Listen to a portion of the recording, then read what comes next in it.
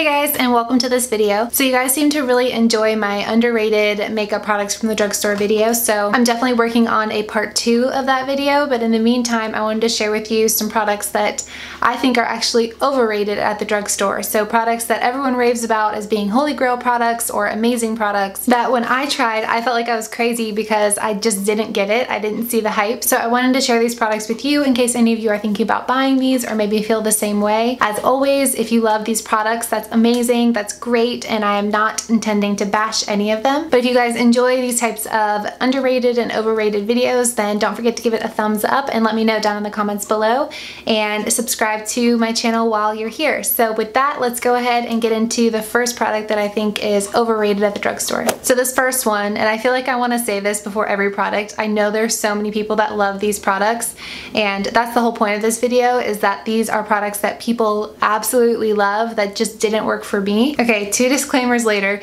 This first product is the Stay Matte Liquid Mousse Foundation, and I really wanted to like this because I saw so many people here on YouTube with oily skin that raved about this foundation, and when I went to try it I was really disappointed because first of all I felt like it was really thick and it looked so cakey on my skin. Like when I went outside and looked at myself in natural light, it looked like I had foundation just caked onto my face, and that's a look that I really try to avoid. I like foundations that enhance the skin and not hide it, and this looked really cakey on my skin and really accentuated my pores because I do have larger pores right around this area. And then worst of all, I felt like I got shinier with this foundation than I do with most foundations, and it's supposed to be a lightweight shine control foundation, and it definitely did not do that for me. So between the cakiness of the coverage and how shiny I got by the end of the day when wearing this Stay Matte foundation, I just didn't see what all the hype was about, and I wouldn't recommend it even though I've seen so many people that love it. It really disagreed with my skin. This next one again is a holy grail product for a lot of people, but it did not work for me, and it is the NYX HD Concealer. So again, I know so many people that love this concealer, that swear by it, and so when I went to go use it I was so excited, so pumped up, and I went and applied it and it just looked so cakey on my skin. And again, that's something I'm just really cognizant of. But the worst part of this concealer for me was how much it emphasized my texture.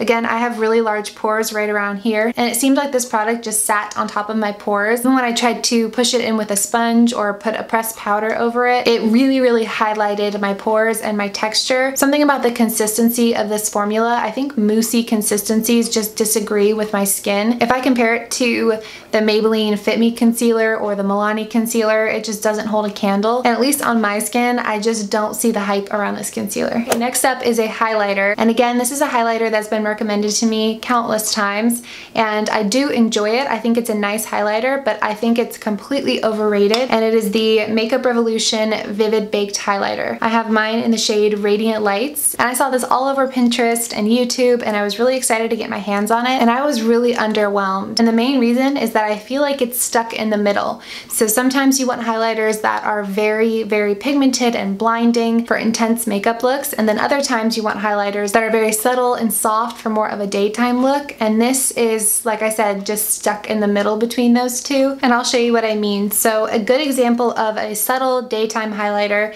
is the Essence Pure Nude Highlight. This is in the shade Be My Highlight. It just provides a soft sheen on the face to where when the sun hits it, you can see it, but it's not blinding. And then let me show you right next to it the Makeup Revolution one. I'm gonna give you guys a close-up in a minute so you can see. I don't know how well it's gonna come across on camera, but this gives that same sheen, but it has some shimmer running through it. And then if you compare that to this J-Cat Beauty You Glow Girl highlighter, this gives that blinding highlight. I don't know how well it's gonna come across on camera, but this Essence one, like I said, is just a sheen on the skin. It almost makes the skin look wet, whereas this one is a little bit of a sheen and a little bit of a shimmer, but not super pigmented.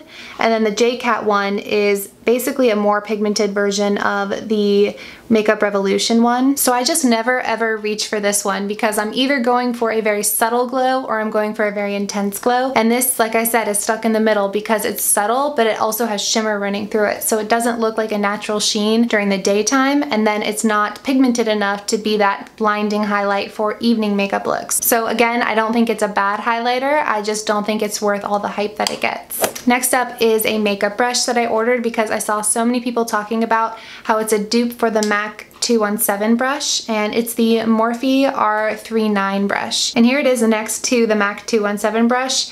They look extremely similar. They are very similar in size and in design, but I just found the brush hairs on this Morphe brush to be extremely rough and not very flexible, and they just don't do a good job of blending the eyeshadow. And the thing with Morphe is that unless you live near a Morphe store, you have to buy enough to get free shipping, or you have to be willing to pay the shipping. So even though this is a $6 brush, you have to factor in the cost of shipping, because if you buy this brush on its own, you're gonna have to pay for shipping, and depending on where you are, the price can fluctuate a lot. So when I compare this Morphe R39 brush to, for example, my Sigma Blending E25 brush, this one is kind of in the middle in terms of price point between the MAC 217, which is I believe $25, and then this one, which is $6.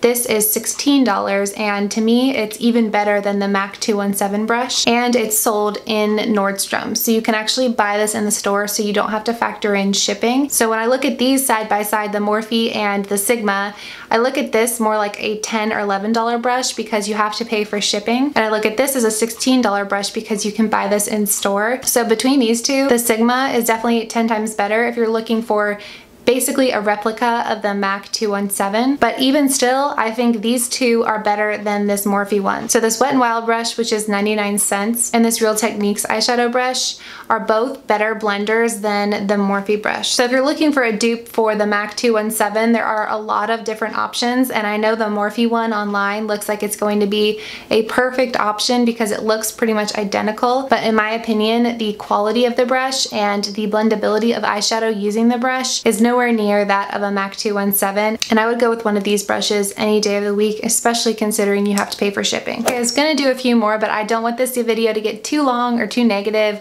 or come across that way, so I'm gonna end on this one because I know, again, there's so many people that love these sponges, and when I picked them up, I was not impressed. I wasn't a fan, so I feel like they get too much hype for how good they actually are, and they are the Eco Tools blending sponges. I've seen people raving about them online and all over YouTube, so maybe I just got a bad batch, but I just don't see it with these sponges. I don't think they're nearly as soft as the Real Techniques sponges, and again, I feel like they soak up a lot more product, and I've only used these a few times because I wasn't a big fan of them. But there are already several tears on the sponge, and I am gentle with my sponges when I wash them, and I didn't start to experience any rips or tears in my L'Oreal one or my Real Techniques one until I had been washing it for over a couple of months. So while I don't think they're bad sponges, I just think they're incredibly overhyped. So that is going to be it for this video. I really hope you guys enjoyed it and didn't find it too negative.